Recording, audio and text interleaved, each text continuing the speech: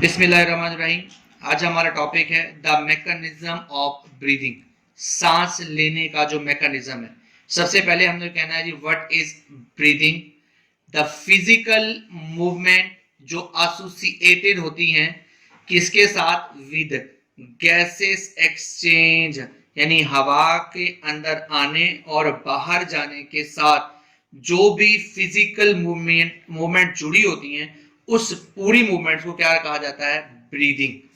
Normally breathing हमारे पास दो phases होते हैं, there are two phases of breathing. पहला होता है इनहिलेशन, दूसरा होता है एक्सहिलेशन। अब हम बात करते हैं, इनहिलेशन को इंस्पिरेशन भी कहा जाता है और एक्सहिलेशन को एक्सपायरेशन भी कहा जाता है।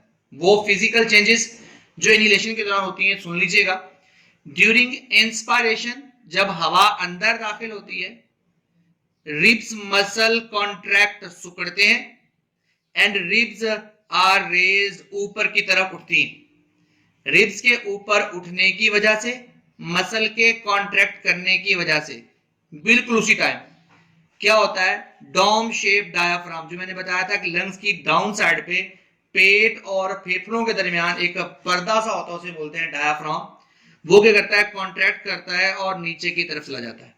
जिससे क्या होता है, ये मूवमेंट क्या करती है, increase the area of thoracic cavity, chest cavity के एरिया को ये बढ़ा देती है, जिसकी वजह से क्या होता है, वहां पर नई हवा इंटर होने की जगह बन जाती है। जिससे क्या होती है, उस नई जगह को फिल करने के लिए करती है, एयर रश करती है inside, which reduce the pressure, कम कर देती है on the lungs. As a result क्या होता है, द लंग्स एक्सपैंड, खुलते हैं। The air pressure within them also decrease हो जाता है। The air from outside rushes, आ जाती है into the lungs to equalise the pressure on both side, क्योंकि अंदर वाली साइड पर प्रेशर रिड्यूस हो गया था, तो उस प्रेशर को मेंटेन करने की खातिर बाहर से हवा अंदर दाखिल हुई, जिसमें ऑक्सीजन शामिल है 21%, वो दाखिल होती है तो ऑटोमेटिकली हमारे फेफड़े हवा से भर जाते हैं। हमने कहा ये हमने इनहिलेशन की। अब दूसरा हिस्सा है जिसमें क्या होगा, एक्सपिरेशन या एक्सहिलेशन होगी, जिसमें हवा अंदर से बाहर जाएगी। आफ्टर गैस एक्सचेंज बता दिया है मैकेनिज्म किस तरह से एयर पैसेज वे में होता है। The lungs impure air expel, जो बाकी रह जाने वाले, इम्प्योर का मतलब यह है कि खून से जो भी कार्बन डाइऑक्साइड था वो फेफड़ों में से शिफ्ट हो गया है किसके पास, अंदर की तरफ। कहां पर अंदर की तरफ, खून के अंदर हमारे पास खून से निकलकर हमारी जो एयर इन हुई थी उसमें शामिल हो गया, उसे कहेंगे अभी इम्प्योर है, क्योंकि पहले वाली एयर में कार्बन डाइऑक्साइड कम थी, अब उसमें कार्बन डाइऑक्साइड बढ़ गई, इसलिए कहा इसको इम्प्योर एयर को expel out in exhalation. The rib muscle relax होते हैं, bringing the rib back to original position पे लेकर आते हैं वापस। The diaphragm muscles also relax होते हैं और गेट रेज डोम शेप, दोबारा से डोम शेप बन जाती है, गुंबद नुमा शेप बन जाती है।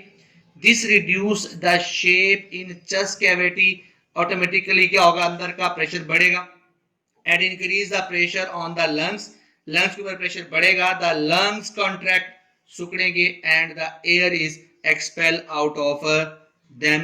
तो इस तरीके से क्या होगा, हमारे पास वहां से हवा बाहर की तरफ आ जाएगी। ये हमारे पास है एयर जो है अंदर की तरफ रश कर रही है। यहाँ पर डाउन फ्लेप जो हमारे पास है ऊपर की तरफ निकला, जिससे चेस्ट कैविटी का एरिया बड़ा है, रिब्स ऊपर की तरफ उठी है। यहाँ पर क्या, रिब्स लोअर डाउन हुई है। डाउन फ्लेप जो हमारे पास है मूव अप हुआ है, यहाँ मूव डाउन हुआ था, यहाँ पर मूव अप हुआ, जिसकी वजह से क्या हुआ था, यहाँ पर एरिया जो है वो कम पड़ा था, इसकी वजह से क्या होता है, प्रेशर कम बढ़ने की वजह से अंदर से प्रेशर बाहर की तरफ आया तो एयर बाहर मूव कर गई। यहाँ हमारे पास क्या, अंदर की तरफ प्रेशर कम हुआ डॉम शेप बढ़ने की वजह से, तो उसकी वजह से हमने क्या कहा, यहाँ पर हमारे पास क्या है, एरिया कम पड़ा, उस एरिया को फिल करने के लिए एयर बाहर से अंदर की तरफ आई है। याद रखिएगा नॉर्मल हालात में क्या होता है, हमारे पास 16 से 20 सांसें पर मिनट होता है, ये रेस्पिरेटरी रेट है, इंपॉर्टेंट ऑब्जेक्टिव है, 12 दीगर क्वेश्चंस में पूछी जाती है। लेकिन जब आप लोग इंगेज होते हैं किसी हार्ड एक्सरसाइज के अंदर तो 30 से 40 सांसें पर मिनट हो जाती हैं। याद रखिएगा जितनी मसल्स की जो एक्टिविटी है वो बढ़ेगी, उतना ही ज्यादा उसका क्या होता जाएगा, रेस्पिरेटरी रेट भी होता जाएगा। जितनी ज्यादा सप्लाई ऑफ जो हमारे पास मटेरियल है वो बढ़ाते जाएंगे, उसी तरीके से हमारे पास क्या होता जाएगा, हमारा ब्रेन उसको उसी तरह से वर्कआउट करवाते हुए स्पीड भी बढ़ाएगा, सांस की रफ्तार को भी तेज करेगा। तो याद रखना है कि नॉर्मल हालात में 16 से 20 सांसें और 30 से 40 सांसें पर मिनट कब, जब आप फिजिकली हार्ड एक्सरसाइज में एंगेज होते हैं। इंपॉर्टेंट ऑब्जेक्टिव के लिए टेबल है, जरा गौर से देख लीजिएगा। जब हवा अंदर आती है तो उसमें 21% ऑक्सीजन होती है, 0.04% उसमें क्या होती है, कार्बन डाइऑक्साइड होती है, और अमाउंट ऑफ नाइट्रोजन 79% होती है, और बाकी सब चीजें वेरिएबल है।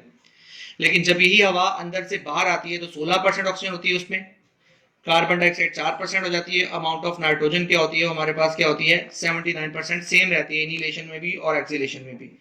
तो याद रखिएगा अमाउंट ऑफ वेपर जो होती है सैचुरेटेड ऑलमोस्ट चेंज रहती है, इसमें ये चीजें हैं। लेकिन ये ऑब्जेक्टिव में बार अगर पूछा जाता है, ये इंपॉर्टेंट ऑब्जेक्टिव्स भी हैं। तो नेक्स्ट लेक्चर के साथ इंशाल्लाह मिलते हैं हमारे पास नेक्स्ट सेक्शन में।